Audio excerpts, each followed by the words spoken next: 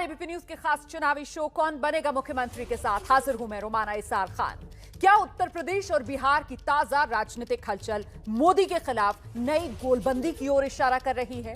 जी, बिहार में जहां 6 साल बाद आज लालू प्रसाद यादव ने चुनावी रैली की है, वहीं अपने परंपरागत अंदाज में बीजेपी और नीतीश पर तीखे हमले करते हुए वो नजर आए। और दूसरी तरफ उत्तर प्रदेश, जहां समाजवादी पार्टी के अध्यक्ष अखिलेश यादव और सुहेलदेव भारतीय समाज पार्टी के नेता ओम प्रकाश राजभर ने हाथ मिला लिया और एक साझा रैली करके बीजेपी की घेराबंदी की।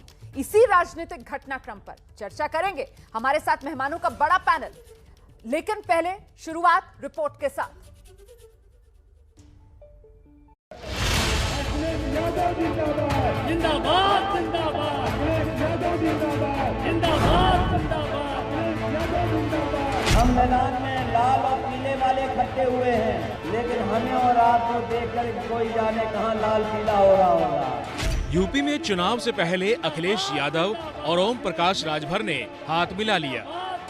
इस गठबंधन को कोई रोकने वाला नहीं है। हो सकता है कि जनता 400 सीटें भी जिता दे। घबराओ नहीं योगी जी, ये ओम प्रकाश राजभर है। अगर सत्ता पे बैठाना जानता हूँ तो सत्ता से उतारने की भी हैसियत ओम प्रकाश राजभर के पास है।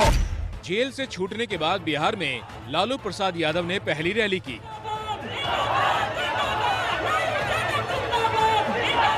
सोनिया गांधी ने भी लालू प्रसाद यादव से फोन पर बात की। जैसे बात करी हाल चाल क्या है, कैसे है, कहाँ है, सब ठीक है। आखिर इन सियासी हलचलों के क्या मायने हैं? क्या मोदी के खिलाफ नए सिरे से सियासी गोलबंदी हो रही है? नीतीश के बाद हम बोलते हैं कि आजू काम का नहीं निकला। इस नई गोलबंदी में क्या लालू प्रसाद यादव एक अहम सूत्रधार हो सकते हैं? बिहार के तारापुर में हो रहे विधानसभा उपचुनाव के लिए आज हुई अपनी पहली रैली में लालू ने इसकी झलक भी दिखाई। यूपी में नहीं जाऊंगा, बोलते थे नीतीश कुमार, भाजपा में नहीं जाऊंगा। अब भाजपा में गए हैं, डबल इंजन है। कहा नीतीश कुमार ने कि विशेष राज का दर्जा गोरी पार्टी देगा, हम उसके साथ चले जाएंगे। नहीं दिया बीजेपी ने, भारतीय जनता पार्टी ने, फिर कहा गया भाई उनके साथ में। तो लालू बिहार में गरजे, इधर चुनावी राज्य यूपी में आज समाजवादी पार्टी के प्रमुख अखिलेश यादव ने अपने नए जोड़ीदार के साथ शक्ति प्रदर्शन किया। सुहेलदेव भारतीय समाज पार्टी के अध्यक्ष ओम प्रकाश राजभर के साथ उन्होंने साझा रैली की और बीजेपी पर हमले बोल दिए। अगर बंगाल में कुछ हुआ है तो यहाँ के लोग भी और पूर्वांचल के लोग भी खदेड़ा करके दिखाएंगे, यहाँ भी खदेड़ा होगा। तो बिहार में लालू प्रसाद यादव भी बीजेपी पर हमलावर हैं और यूपी में अखिलेश यादव भी। तो क्या ये मोदी विरोधी गोलबंदी की कोई बिग पिक्चर बनती दिख रही है? और आइए अब जल्दी से आपका परिचय करा देते हैं। आरजेडी की तरफ से पार्टी के प्रवक्ता मृत्युंजय तिवारी हमारे साथ मौजूद है। जेडीयू के प्रवक्ता माधव आनंद आप देख रहे हैं हमारे साथ मौजूद है। समाजवादी पार्टी की तरफ से प्रवक्ता अनुराग भदौरिया जुड़ रहे हैं चर्चा में। कांग्रेस प्रवक्ता सुरेंद्र सिंह राजपूत हमारे साथ हैं और साथ ही दिल्ली यूनिवर्सिटी में assistant professor doctor Vishal Mishra इस चर्चा में शामिल हो रहे हैं। बहुत स्वागत आप सभी का। सबसे पहले कांग्रेस प्रवक्ता सुरेंद्र सिंह राजपूत का रुख करेंगे और उनसे समझना चाहते हैं हम कि ये जो तस्वीरें आज देखने के लिए मिली, बिहार में लालू प्रसाद यादव, उत्तर प्रदेश में अखिलेश यादव और ओम प्रकाश राजभर एक साथ, क्या आपको ऐसा लग रहा है सुरेंद्र सिंह राजपूत जी, ये तस्वीरें देश की सियासत की तस्वीर बदलने वाली हैं?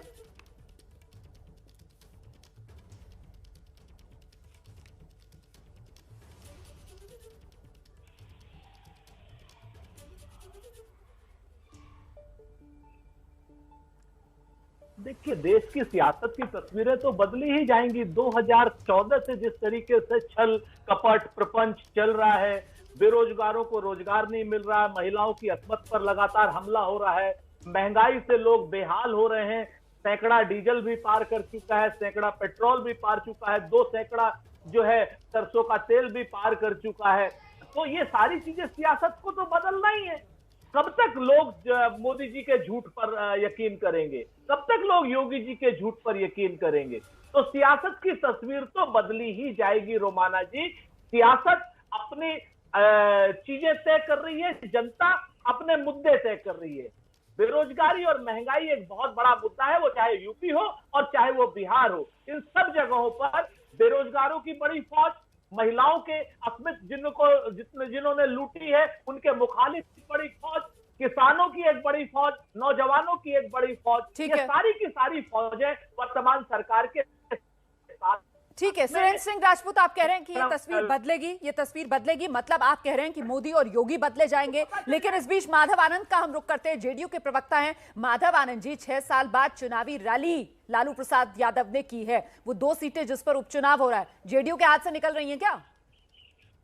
सबसे पहली बात तो लालू जी के लिए मैं ईश्वर से प्रार्थना करता हूं कि वो जल्द से जल्द स्वस्थ हो जाएं। अस्वस्थ हैं, बहुत सारे रोग से पीड़ित हैं, पता नहीं इतने सारे रोग से पीड़ित होने के बावजूद भी उन्होंने चुनावी सभा की, बट वो आरजेडी का अंदरूनी मामला है। जहां तक लालू प्रसाद यादव जी की चुनाव प्रचार करने की बात है, मुझे नहीं लगता है कि उससे कोई फर्क पड़ने वाला है और लालू जी या तेजस्वी जी या पूरे आरजेडी परिवार बिहार की जनता को बदला पाएंगे, क्योंकि बिहार की जनता उनको देख चुकी है। बिहार की जनता ने देखा है जब उनका राज था तो किस तरह का था, किस तरह नरसंहार हुआ करते थे, किस तरह उनकी हत्याएं होती थी, किस तरह के घोटाले हुआ करते थे, किस तरह जैसे विकास के जैसे यहाँ पे लूटा जाता था। तो बिहार की जनता ने उनको देखा है, तो मुझे नहीं लगता इससे कोई फर्क पड़ने वाला है। हमको लगातार जनता की सेवा कर रहे हैं और पूरा उम्मीद है, पूर्ण विश्वास है कि बिहार की जनता दोनों विधानसभा चुनाव में एनडीए के उम्मीदवार को अपना आशीर्वाद देने का काम करेगी। तो मृत्युंजय तिवारी जी, अगर लालू का जादू जैसा कि माधव जी कह रहे हैं बिहार में ही नहीं चलने वाला, तो फिर राष्ट्रीय परिप्रेक्ष्य में जिस तरीके से उसे लेकर बात की जा रही है, क्या वो बेमानी हो जाती है? देखिए रोमाना जी, जादू तो जब लालू प्रसाद जी के लाल तेजस्वी यादव जी का चल गया 2020 के विधानसभा चुनाव में, तो लालू प्रसाद जी का जादू चलेगा तो सिंहासन डोलेगा डबल इंजन का, ये सबको पता है। अब जेडीयू बेचारे क्या बोलेंगे, 3 नंबर की पार्टी है इनकी, जनता ने तो पहले ही इनको नकार दिया है। अब आदरणीय लालू प्रसाद जी जो राजनीति के बड़े खिलाड़ी हैं, वो खुद मैदान में जनता के बीच में आ गए हैं, तो बिहार में बड़ा खेला होगा और ये जन विरोधी सरकार का सिंहासन डोल रहा है। लालू प्रसाद जी सभी धर्मनिरपेक्ष शक्तियों को एकजुट करके, जो ये सरकार है जिससे गरीब परेशान है, किसान परेशान है, नौजवान परेशान है, मजदूर परेशान है, इस सरकार को धक्का मारकर हटाएंगे। ठीक है सर, अभी बिहार में उपचुनाव है, वो भी 2 सीटों के लिए। चलिए, आप कह रहे हैं बिहार में खेला होगा। अनुराग भदौरिया के पास दर्शकों को लेकर चलते हैं। अनुराग, आपके नेता तो कह रहे हैं कि उत्तर प्रदेश में खदेड़ा होगा, लेकिन मैं आपसे जानना चाहती हूँ, ओम प्रकाश राजभर के साथ ही तो मन साझा किया है। बीजेपी ने तो आज 7 छोटे दलों के साथ साझेदारी मोर्चा बना डाला।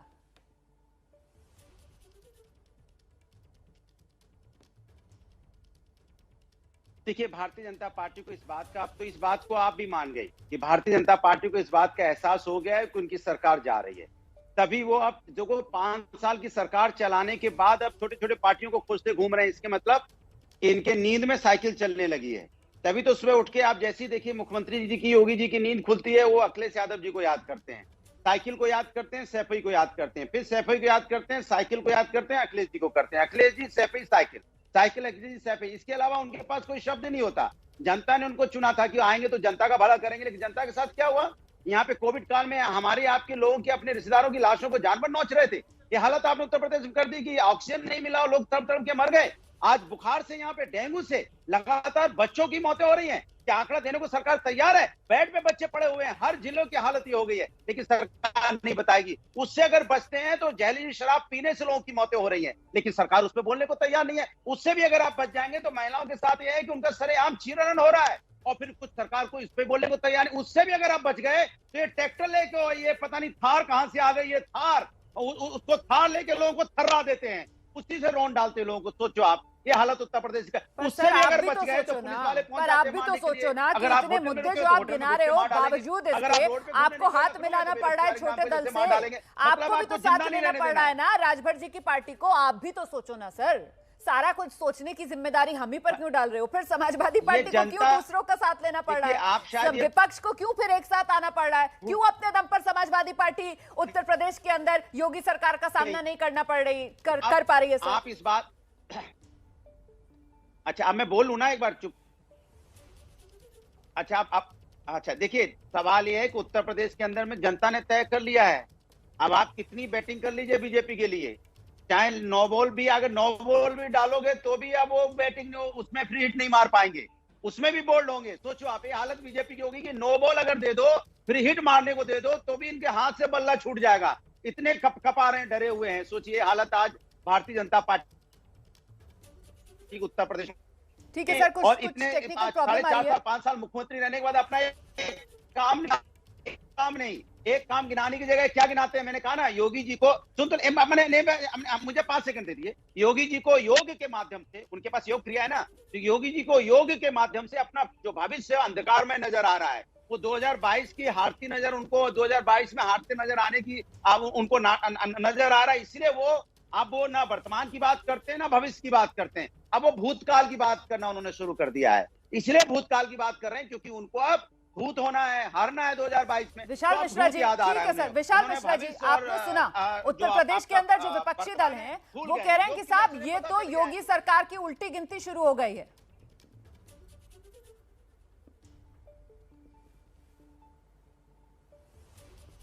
रोमाना जी, नहीं हो गई है अभी समाजवादी पार्टी के प्रवक्ता जी कह रहे थे कि जो है गेंद डाल दी है, कुछ गुगली डाल दी है, बोल रहे थे।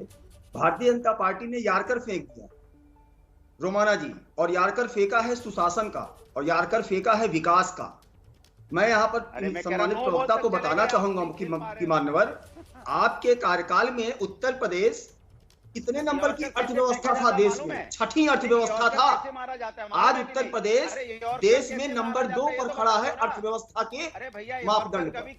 आपके समय में अनुराग जब आप बोल रहे थे तो कोई आपको क्रिकेट नहीं सिखा रहा था। आपने जब फ्री हिट पर बल्ला हाथ से छूटने की बात की तो किसी ने आपको क्रिकेट नहीं सिखाया ना। अब जरा उनका भी यॉर्कर वाला जवाब सुन लीजिए, उसके बाद दोबारा आ जाऊंगी आपके पास, सुन तो लीजिए ना।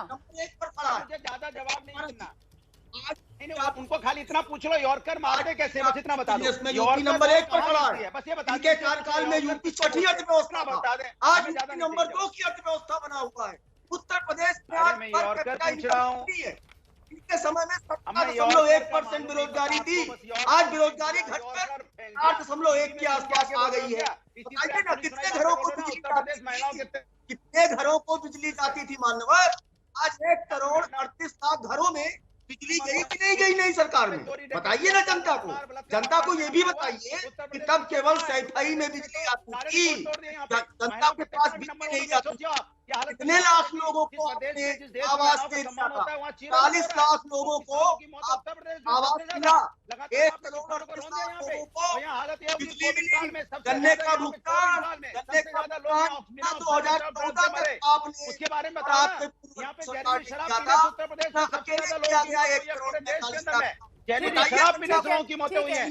रोमाना जी, आप लोग सब लोग फिर से नरेंद्र मोदी जी अगर सत्ता में है तो गोलबंदी भी तो उन्हीं के खिलाफ होगी ना, और उनके सुशासन के खिलाफ तो हो नहीं सकती, कुशासन के खिलाफ हो सकती है।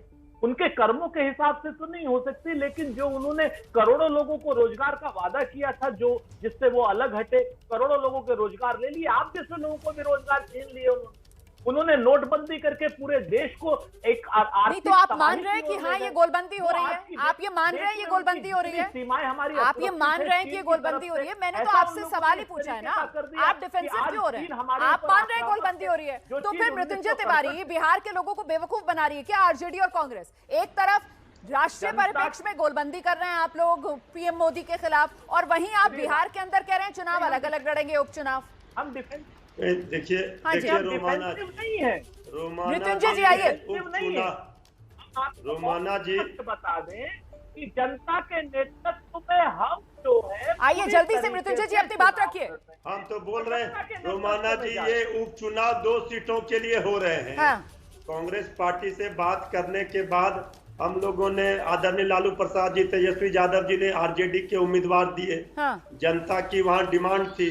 अब अगर कांग्रेस पार्टी ने दोनों सीटों पर दे दिया ही उम्मीदवार, तो फ्रेंडली फाइट है, उपचुनाव में कोई फर्क नहीं पड़ता है। चलिए, फ्रेंडली फाइट है, उपचुनाव में कोई फर्क नहीं पड़ता, मतलब गोलबंदी की पूरी तैयारी है। ऐसे में अनुराग भदौरिया से आगे समझने की कोशिश करेंगे कि भाई मुलायम सिंह यादव परिवार की तो लालू परिवार से रिश्तेदारी भी है, तो क्या उत्तर प्रदेश की राजनीति में भी लालू फैक्टर कोई राजनीतिक गुल खिला सकता है क्या? डेमोक्रेसी को बचाना है, भारत के संविधान पर भारतीय जनता पार्टी हमला कर रही है, यही राहुल गांधी की वोकैबुलरी है। Repetition and Rahul Gandhi stand hand in hand. हर विषय पे जितने भी इससे पहले प्रेस कॉन्फ्रेंसेस हुए हैं वो 30-40 सेकंड के प्रेस कॉन्फ्रेंस होते हैं और हर प्रेस कॉन्फ्रेंस पे वही शब्दावली होती है, वही वोकैबुलरी होती है। And if you here all these press conferences together, you will not be able to say which press conference was done for which issue. Such is the repetition of Mr. Rahul Gandhi. आज supreme court के एक निर्णय को लेकर राहुल गांधी जी ने पुनः उन्हीं शब्दों का उच्चारण किया जो वो हमेशा करते हैं। राहुल जी, आप इस विषय को लेकर कोर्ट नहीं गए थे, ना ही कांग्रेस पार्टी इस विषय को लेकर कोर्ट गई थी। कोर्ट में इस विषय पर लंबी चर्चा, लंबी बहस होने के पश्चात कोर्ट ने अपना फैसला सुनाया है। और पेगासस मामले में एक बहुत महत्वपूर्ण बात है, सरकार के एफिडेविट के साथ में बैठा हूं, आप देख सकते हैं सरकार ने जो एफिडेविट दिया था उसमें स्पष्ट रूप से सरकार ने कहा है कि हम निवेदन करते हैं कोर्ट से कि जो फॉल्स नरेटिव कुछ वेस्टेड इंटरेस्ट के ग्रुप के लोग पेगासस मामले में पूरे देश में बनाने की कोशिश कर रहे हैं, उस नरेटिव को ध्वस्त करने के लिए यह आवश्यक है कि एक एक्सपर्ट्स की कमिटी गठित की जाए, एक एक्सपर्ट्स की कमिटी बनाई जाए। और आज कोर्ट ने एक्सपर्ट्स की कमिटी बनाई है। जो सरकार ने अपने एफिडेविट में कहा था, जो सरकार ने अपने एफिडेविट में प्रतिपादित किया था, वही हुआ है। The government in its affidavit, the copy of which I carry today, had categorically stated to the Supreme Court that we are also of the opinion that in order to counter the false narrative of certain vested interest group, it would be fair that if we establish a committee of experts and they look into this whole issue. And this is what has happened today on the floor of Supreme Court. एक experts की committee बनी है और सरकार ने भी यही अपने एफिडेविट में कहा था। और आप अगर ध्यान से इस एफिडेविट को पढ़ेंगे, इस एफिडेविट में कुछ शब्दों का प्रयोग किया गया है जो बहुत महत्वपूर्ण है। ये पूरा जो कंट्रोवर्सी बनाने की कोशिश की गई है, जो मैन्युफैक्चर्ड कंट्रोवर्सी है, it is based on certain conjectures, surmises and unsubstantiated reports. इन सभी विषयों का हवाला सरकार ने अपने एफिडेविट में दिया था और इन सब विषयों को लेकर आज एक कमेटी बनी है। कमेटी अपनी जांच करेगी। भारतीय जनता पार्टी लोकतांत्रिक मूल्यों में संपूर्ण रूप से विश्वास करती है। इस पूरे मसले को लेकर आदरणीय मंत्री श्री अश्विनी वैष्णव जी ने भी पार्लियामेंट के पटल पर अपने वक्तव्य को रखा था। वो वक्तव्य भी इस एफिडेविट के एनेक्सर में मौजूद है और आप सबने देखा था जब ये वक्तव्य रखा गया था किस प्रकार का व्यवहार, अलोकतांत्रिक व्यवहार कांग्रेस पार्टी का रहा था। वक्तव्य को छीन कर फाड़ देना, उस स्टेटमेंट की कॉपी को फाड़ देना और वो भी सदन के पटल पर, यह अपने आप में बहुत ही निंदाजनक थी। राहुल जी, आपने वही शब्दों को रिपीट किया है और हमें लगता है आप तो कोर्ट गए नहीं, मगर एफिडेविट में जो सरकार ने कहा था आज उसी प्रकार से एक एक्सपर्ट कमेटी का गठन हुआ है। और अंत में मैं यह भी कहना चाहूंगा, does Rahul Gandhi really have faith on the court? आप याद करिए, हर विषय में ये कोर्ट जाते हैं। राफेल के विषय में भी कोर्ट गए थे, अन्य विषयों में भी कोर्ट गए थे। कोर्ट जब भी अपना निर्णय सुनाती है in a very undemocratic manner, the Congress party and particularly mister Rahul Gandhi has attacked the Supreme Court of India. Even हर विषय में हमने देखा, हमने राम मंदिर के केस में भी देखा, राफेल के भी केस में देखा, और हर विषय में राहुल गांधी कोर्ट को अटैक करते हैं। भारतीय जनता पार्टी एक डेमोक्रेटिक पार्टी है। We believe in the process of democracy. Thank you so much. Any questions regarding this issue?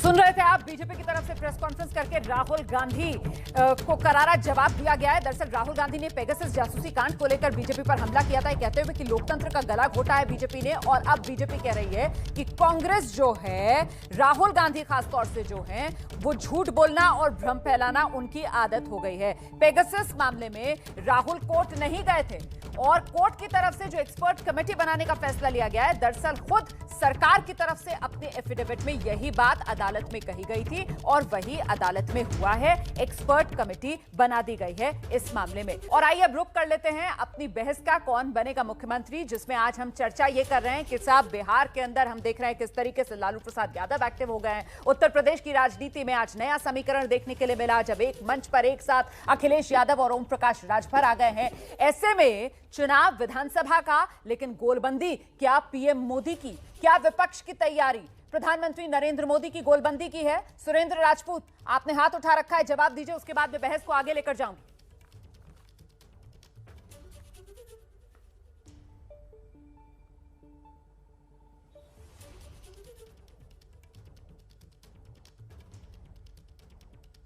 भाई रोमाना जी, जब आप संबित पात्रा की प्रेस कॉन्फ्रेंस देख रही थी और उसके बाद कमेंट कर रही थी, तो आपकी हंसी ने सब कुछ कह दिया। मैं धन्यवाद देता हूं आपको। आज सुप्रीम कोर्ट के इस ऑब्जर्वेशन पर क्या नाम संबित पात्रा कुछ नहीं बोले और राहुल गांधी पर बोलते रहे कि हम लोकतंत्र को ऐसे बंधक बने रहने नहीं देख सकते। आप हर बात को राष्ट्रीय सुरक्षा के नाम के पीछे क्यों छुपा लेते हैं? क्यों आप इस तरीके का काम कर लेते हैं कि हर चीज में क्या नाम देश की सुरक्षा खतरे में है का नाम लगा करके एक शिखंडी के रूप में उसके पीछे छुप जाते हैं? इस पर कोई बात नहीं करेगा। सुप्रीम कोर्ट ने, इन्होंने ये कहा था उस क्या नाम एफिडेविट में कि साहब हम कमेटी बनाएंगे। सुप्रीम कोर्ट ने कहा कि नहीं, कमेटी हमारी बनेगी, कमेटी सुप्रीम कोर्ट की बनी है और इनका जो एफिडेविट है पूरा झूठा है, फॉल्स है। इन्होंने राष्ट्रीय सुरक्षा का हवाला दे करके इसकी जांच से मना किया था। आज ये लोग मुंह की खाए हैं और भारतीय जनता पार्टी के सारे बेरोजगार प्रवक्ता और सारे बेरोजगार मंत्री सिर्फ राहुल गांधी के नाम पर कुछ भोजन पानी पा जाते हैं भाजपा से और उसके बाद लगते हैं अनाप शनाप बोलने। आप आइए, लेकिन सुरेंद्र राजपूत जी, लेकिन जो बात संबित पात्रा ने कही कि साहब रिपीटेटिव है राहुल गांधी, उनके पास शब्दों की भी कमी है, वही शब्द बार बार वो रिपीट करते रहते हैं, बार बार लोकतंत्र खतरे में आ जाता है। और भाई जो एफिडेविट सरकार ने दिया था उसमें सरकार की तरफ से जो बात कही गई थी, अदालत ने वही किया है, कमेटी बना दी गई है। अब इंतजार कर लेना चाहिए क्योंकि 8 हफ्ते के बाद दोबारा इस मामले में अब सुनवाई होनी है। और अगर आज के मुद्दे पर हम आ जाएं तो अनुराग भदौरिया, लालू प्रसाद यादव, रिश्तेदारी भी तो है ना मुलायम परिवार के साथ, तो क्या उत्तर प्रदेश की राजनीति में लालू प्रसाद यादव जो सोनिया गांधी से डायरेक्ट फोन पर बात करते हैं, अखिलेश यादव और प्रियंका गांधी को साथ ला सकते हैं क्या उत्तर प्रदेश की सियासत में?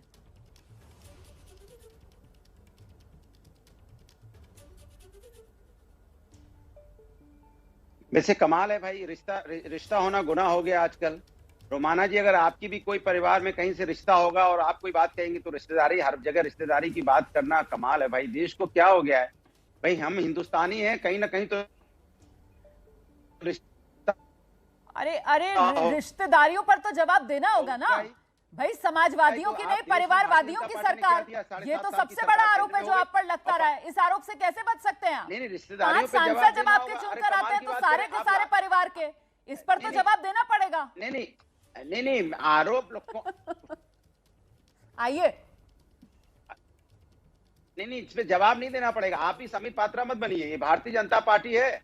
नहीं, भारतीय जनता पार्टी है, जनता ने चुना था, कोई समाजवादी ने नहीं चुना था। 5 सांसद जनता से चुन के आए थे। कमाल की बात करते हैं, लोकतंत्र खतरे में, इसीलिए तो बोला जाता है कि भाजपा में लोकतंत्र खतरे में, क्योंकि लोकतंत्र का ही सम्मान नहीं करते भाई। लोकतंत्र चुनता है ना, जनता चुनती है ना सांसदों को, कि हम आप चुन लेते हैं भाई। 80 लोग लड़े थे ना, तो 5 को चुना उन्होंने, और जिनको चुना जनता ने चुना, कोई हमारे आपके सिग्नेचर से नहीं हुए। ये जो भ्रम भारतीय जनता पार्टी फैलाती है समाज के अंदर में, ये भ्रम दूर करना है। क्योंकि भारतीय जनता पार्टी हमेशा अपनी नाकामी छुपाने के लिए वो कोई ना कोई एक बहाना खोजती है। उसको जनता ने चुना था कि आप डीजल पेट्रोल की कमी करेंगे यहाँ पे, या आप यहाँ पे महंगाई कम करेंगे, यहाँ बेरोजगारी यहाँ पे कम करेंगे, यहाँ महिलाओं की सुरक्षा करेंगे, देश की अर्थव्यवस्था ठीक करेंगे, देश में रोजगार पैदा करेंगे। इसके बारे में तो आप बात ही नहीं करते, चर्चा नहीं करते। यहाँ तो विशाल मिश्रा जी, क्या ये तस्वीरें बीजेपी सरकार के लिए खतरे की घंटी हैं?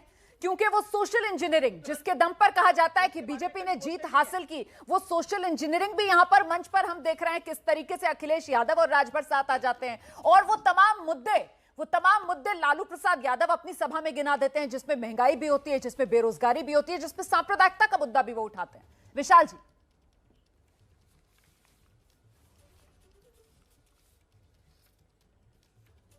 देखिए रोमाना जी, कि ये जब जब चुनाव आते हैं तो देखिए इनके चुनाव की अवसरवादिता तो देखिए। अभी कुछ दिन पहले जो राजभर साहब ओवैसी को लेकर घूम रहे थे AIMIM, और आज अब वो देखिए समाजवादी पार्टी के साथ हैं। तो अब आप जरा राजनीतिक अवसरवादिता तो देखिए। और ये बार बार समाजवादी पार्टी के प्रवक्ता पूछ रहे हैं कि अर्थव्यवस्था में कहाँ है और बेरोजगारी में कहाँ है, कितने लोगों को रोजगार दिया। तो क्या मान्यवर 4.5 लाख लोगों को सरकारी रोजगार मिला कि नहीं मिला? आपके समय में तो जो यूपी PCS कमीशन है वो भी भ्रष्टाचार के गिरफ्त में आ चुका था। बताइए ना, कोई अपॉइंटमेंट बिना जब राजनीतिक अवसरवादिता की आप बात करते हैं तो फिर किस तरीके से जम्मू कश्मीर से लेकर बिहार तक का जिक्र हो जाता है? मुझे लगता है कि माधव बेहतर तरीके से बता पाएंगे। जल्दी से आइए माधव आनंद। ये राजनीतिक अवसरवादिता कहा जाएगा क्या? क्योंकि यहाँ तो अंतरात्मा की आवाज सुनकर नेता बड़े बड़े फैसले ले लेते हैं सर। निश्चित रूप से राजनीतिक अवसरवादिता ही देखिए, बिहार में देख लीजिए, एक तरफ कांग्रेस अलग लड़ रही है, एक तरफ जैसे आरजेडी अलग लड़ रही है, हम लोगों का एक तरफ एनडीए मजबूत गठबंधन है। ये लोग अपॉर्चुनिस्ट है, सत्ता के लिए लोग कुछ भी कर सकते हैं। और मैं तो कहता हूँ विपक्ष नेतृत्व विहीन है, मुद्दा विहीन है, विपक्ष के पास कुछ भी नहीं बचा हुआ। सर आप कह रहे हैं मुद्दा विहीन? लालू प्रसाद यादव की आज की आपने चुनावी रैली सुनी या नहीं? वो तो महंगाई, बेरोजगारी, सांप्रदायिकता, वो तो कह रहे हैं रेल से लेकर जहाज तक सब कुछ बेच दिया मोदी सरकार ने। आपने सुनी थी या नहीं सुनी थी रैली?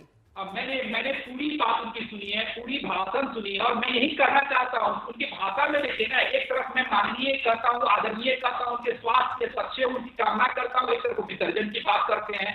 तो वो उनकी बातों में क्या सत्यता है? वो अपने कार्यकाल में क्या किए? बिहार को रसातल में ले जाने का काम किया था, कितने घोटाले हुए। आज यही कारण है कि आरजेडी परिवार कहाँ है आज, तो हम सबको पता है। आज बिहार जो है उनके वक्त में LDC था, सॉरी लिस्ट डेवलपिंग स्टेट था, आज डेवलपिंग स्टेट है, फिर डेवलप स्टेट की तरफ बढ़ेगा।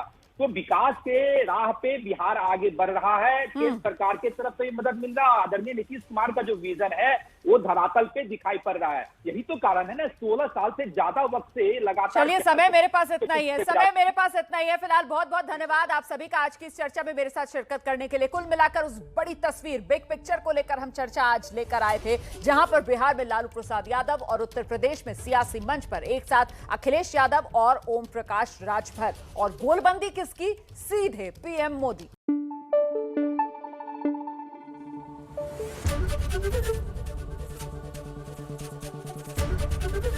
ABP न्यूज आपको रखे आगे।